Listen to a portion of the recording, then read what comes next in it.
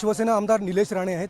अत्यंत महत्त्वाचा मुद्दा तुम्ही काल सभागृहामध्ये मांडलात आणि आक्रमक झाला पाहायला मिळाला. तो मुद्दा होता जलसंधारणासंदर्भातला, धरणातला मुद्दा होता. 1998ला ज्या धरणाचं काम झालं होतं त्या धरणाची त्यावेळेस किंमत होती 2 कोटीच्या पुढच्या आसपास आणि ती 34 कोटींवर गेली. तो मुद्दा काय होता आणि तुम्हाला उत्तर काय?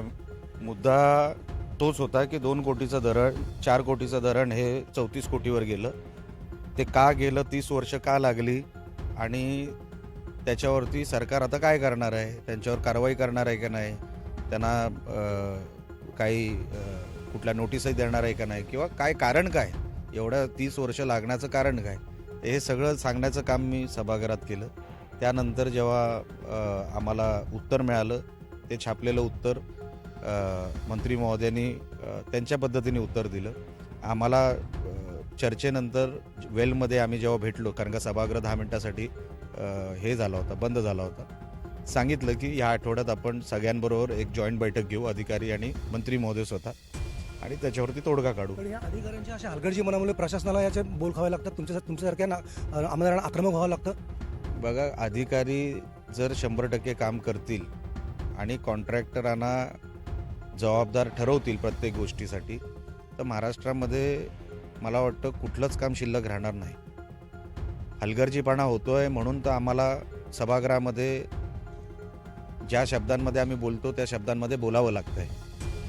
तुम्ही तुमचं काम केलं असतं, कॉन्ट्रॅक्टरने कॉन्ट्रॅक्टरचं काम केलं असतं, तर आम्हाला बोलायची संधीच तुम्ही दिली नसती. तुम्ही बोलायची संधी दिली, आता तुम्हाला ऐकून घ्यावं लागेल, त्याच्यावरती कारवाई करावी लागेल आणि संबंधित अधिकाऱ्यांवर पण कारवाई व्हावी, असं माझं म्हणणं होतं. आणि ते कशी होईल कारवाई ते येणाऱ्या बैठकीत कळेल. उद्धव ठाकरे आले, 1 दिवस सभागृहामध्ये गेले 2-5 मिनिटासाठी आणि त्याच्यानंतर विधान परिषदेमध्ये ज्या अपेक्षा होत्या की ते काहीतरी मांडतील, अशा प्रकारचं काहीच घडलं नाही. बाहेर आले, पत्रकार परिषद घेतली आणि निघून गेले. त्यांच्याकडून तीच अपेक्षा आहे. ते महाराष्ट्राबद्दल सिरियस कधी होते? ते मुख्यमंत्री असताना पण तुम्ही विचार करा, ते काय घरीच बसायचे ना. मुख्यमंत्री असताना ते काय म्हणायचे, करोनासारखा एवढा मोठा महासंकट आलं होतं, घरी बसून कोमट पाणी पिया, हेच त्यांचे उपाय होते ना. त्यांनी वेगळं काय केलं? ते महाराष्ट्राबद्दल सिरियस नाहीत, ते कुठल्या विषयाबद्दल सिरियस नाही, नॉलेज नाही. एक्सपोजर तुम्हाला 2.5 वर्षाचं मुख्यमंत्री म्हणून तुम्हाला जे मिळालं, ते किती मोठं एक्सपोजर होतं, तुम्ही काय विषय मांडायला पाहिजे होते. पण आम्हाला असं वाटतं की आता मी एक नवीन आमदार आहे, पहिल्या टर्मचा आमदार आहे, खासदार मी खासदारी राहिलेलो आहे. आम्ही वैचारिक पातळी लोकांची, नेत्यांची, मोठमोठ्या लोकांची बघितलेली आहे, त्यांचे विचार ऐकलेले आहेत. आमची अपेक्षा होती की उद्धवजींनी पण तसं बोलावं, पण कदाचित त्यांना जमत नाही किंवा येत नाही किंवा नॉलेज नाही. ह्या गोष्टीमध्ये महाराष्ट्राचं नुकसान होतं. एक विधिमंडळातली, विधान परिषदेतली एक जागा अडकून बसलेत.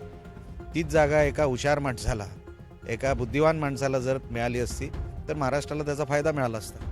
पागडीमुक्त मुंबई, कस्टल डेव्हलपमेंट, इमारतींचा पुनर्विकास, अनेक मुद्दे समोर आले आणि सर्वात महत्त्वाचं म्हणजे कांदळवनाचा मुद्दा होता. मुख्यमंत्र्यांनी काल मांडला, उपमुख्यमंत्र्यांनी, की कांदळवनाचा जो मुद्दा होता तो अत्यंत महत्त्वाचा मुद्दा होता. ज्या ठिकाणी कांदळवन आहे त्या ठिकाणी छाटल्या जातात, अनधिकृत इमारती उभ्या होतात. त्या सगळ्या आता त्यांच्यावर कारवाई करून या सगळ्या गोष्टी समोर आहेत. मात्र या सगळ्या गोष्टींवर आदित्य ठाकरे असे म्हणतात की बिल्डर धार्जिने या सगळ्या प्रकारचे निर्णय आहेत, हे स्वतःला फायदा मिळवण्यासाठी, म्हणजे इतके ऐतिहासिक निर्णय जेव्हा उपमुख्यमंत्री सांगतात तेव्हा त्याच्यावर टीका ही आदित्य ठाकरेंकडून होतात. त्यांना काही लोकांची ॲलर्जीज आहे. किती जरी चांगलं केलं, बघा, एक माणुसकी लागते. आपण कोणासाठी करतो राजकारण किंवा समाजकारण, की कुठलाही राग न ठेवता, विरोधक जरी असला तरी त्यांचं पण एक मत असतं. एक मोठ्या मनाने हे सगळं स्वागत करणं, हे त्याला मन लागतं, त्याला एक चांगलं मन लागतं. ती ॲक्सेप्टेबिलिटी नाही ना त्यांच्यामध्ये. ती कशाने येईल, काय येईल, वयाने होईल का नाही ते पण मला माहीत नाही. काही लोक वयाने पण म्हणतात ना, एक त्यांच्यामध्ये एक बौद्धिक प्रगल्भता येते. व्हायला पाहिजे होतं. आपलं का होत नाही, आता वेगळा बोरविटा वगैरे काहीतरी द्यावं लागेल, कॉम्प्लॅन वगैरे, पण ते आता मला माहीत नाही त्यांच्यामध्ये ते पिऊन सुद्धा होईल की नाही. पण एकाबद्दलचा आकस आणि एवढे चांगले निर्णय घेऊन सुद्धा तुम्हाला चुकीचं त्याच्यामध्ये, अच्छा, तुम्हाला पुरावे द्यावे लागतील. हे जर कुठल्या बिल्डरला तुम्ही म्हणताय फायदा पोचवण्यासाठी आहे, तर कुठल्या बिल्डरला बाबा? तुम्ही पण तर बिल्डर आहात, तुमच्या पण बिल्डरांशी संबंध आहेत. बिल्डर काय वाईट आहे का? तो काय गँगस्टर आहे का? कुठल्या बिल्डराशी संबंध आहे ते तरी सांगा, मग त्याच्यावरती काहीतरी दुरुस्त करू शकतो आपण, की चला ह्या बिल्डरला फायदा पोचवण्यासाठी. बिल्डर ते म्हणतात ना, आपण गावात किती लोक जेवायला आली, खूप लोक जेवायला आली. ह्या जर तरच्या गोष्टीला राजकारणामध्ये किंमत नसते, त्याला काय स्टँड नसतो. ते अजूनही फार पोरकट आहेत आदित्यजी. त्यांना अजून नॉलेज भरपूर गेन करायची गरज आहे. वाचन, ते काय वाचतात, कुठे वाचतात मला माहीत नाही, पण नॉलेज गेन करा. ॲडमिनिस्ट्रेशन म्हणजे काय समजून घ्या. मी सभागृहात त्यांना बघतोय, माझं 4थं अधिवेशन. त्यांना कुठेही मी एका योग्य आयुधावर चर्चा करताना बघितलं नाही. फक्त हात वर करून जसं आपण शाळेत बोलतो तसं ते बोलतात. एका ठराविक आयुधामध्ये माझं हे म्हणणं आहे असं ठामपणे त्यांचं एकही भाषण मी ऐकलेलं नाही. त्यांनी अगोदर ॲडमिनिस्ट्रेशन शिकून घ्यावं. तेही स्वतः कॅबिनेट मंत्री राहिलेले आहेत. ते काय करत होते 2.5 वर्ष मला माहीत नाही मंत्री राहून. किती नॉलेज असायला पाहिजे होतं प्रत्येक गोष्टींबद्दल पुरावा, आणि हे माझं म्हणणं आहे. पण तसं काय नाही, नुसते आरोप आणि हे माझं म्हणणं आहे. असं सभागृह किंवा असे नेते महाराष्ट्राचे हिताचे नाहीत. त्यांच्यामध्ये प्रगल्भता आली पाहिजे, त्यांच्यामध्ये मॅच्युरिटी आली पाहिजे. ती मॅच्युरिटी येत नाही. गांडूळ आणि फणा काढून असं त्यांचं ते त्यांच्यात ते गांडूळ आणि त्याच्यातच राहणार. ते दुतोंडी गांडूळ भंडूळ त्याच्यातच राहणार. ते त्याच्यावरती ते येणारच नाहीत. कारण का मुळात जे नॉलेज लागतं, जी मॅच्युरिटी लागते तीच नाही ना. ते कुठेतरी ऐकणार, बघा त्यांनी गांडूळ म्हटलं होतं मी पण गांडूळ म्हणतो, ह्याच्यामध्येच आहेत ते स्वतःचे. प्रकाश आंबेडकर म्हणतात 2 महिन्यामध्ये पुन्हा एकदा एकनाथ शिंदे मुख्यमंत्री. आता त्यांच्याकडे कुठून माहिती असेल, त्याबद्दल त्यांच्या माहितीच्या सोर्सवर मी बोलू शकत नाही.